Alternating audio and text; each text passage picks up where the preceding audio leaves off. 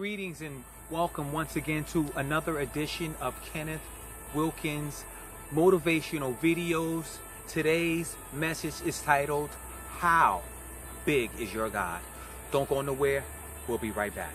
Did you know that how I view the world is in direct proportion of how I view God? When I was in seminary, I had an evangelism class. I was really excited about it. I had a Haitian teacher, and the first day of class, he put a word on the board. How big is your God? He told us we wouldn't need the textbooks, that we was going to come out of the book of Acts studying on the Apostle Paul. Every week, he had the word, how big is your God, on the board. Every week, this professor fired us up. Every week when I left the class, I was ready to go out and minister to the homeless, minister to the sick and suffering. I mean, this professor had me on fire for God. But every week, he said, how big is your God? Week after week went by, and he started to say, I hope you guys are preparing for the final exam. We never had a test all semester, and I was so excited about the fact that we never had a test. But every week he would say, I hope you guys are preparing. And occasionally he would walk by and thumb through your book to see if you were reading.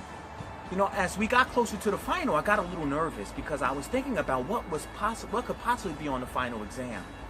So finally the day came when the final exam was to take place. We was all standing outside. He came outside. He said to us all, go inside. Each test is turned over, and I'll give you further instructions. We all went inside. We all sat down at the table, at our desk. All of us had a test on a piece of paper on our desk with it flipped over. Each person in the class was looking at each other, bewildered, nervous, didn't know what was about to take place.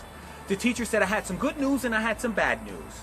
Stay with me because you know I'm always going somewhere. I have some good news and some bad news.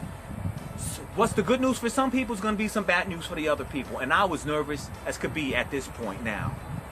He says, the good news is this, that you don't have to take the test.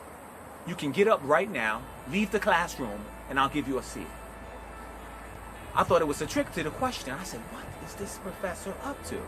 He says, I'm telling the truth. If you don't want to take the test, you can get up and take a seat. I wanted to get up, honestly, but I was afraid to be the first one to move. So the next thing you know, one guy moved. The next person moved. A female got up. Before you know it, 15 people done left. It was only 40 people in the class. It got up to 25 people left the class. He says, I'll give you 5 more minutes to make a decision. I said, man, I really don't want to leave. I said, you know what? I got to stay. So I decided to stay in the class. So finally the professor said, okay, now the good news is that you stay. Now, I would like for everyone that's left to turn the piece of paper over and begin your test. We turned the piece of paper over, and the test question was, how big is your God? And it said, if you stayed to take the test, you received an A. I said, I couldn't believe it. I was blown away by what had happened. I had got an A on the test because I had the courage to stay. I had the courage to stick it out. Somebody needs to hear this message. I know somebody right now is going through something in their life, and they're wondering where God is. They're confused. They're baffled. They want the circumstance to go away. See, but God enters into our circumstances. Instead of changing the circumstances, He changes us. The question that I'm asking you today, as we close this message, is how big is your God? You don't have to run.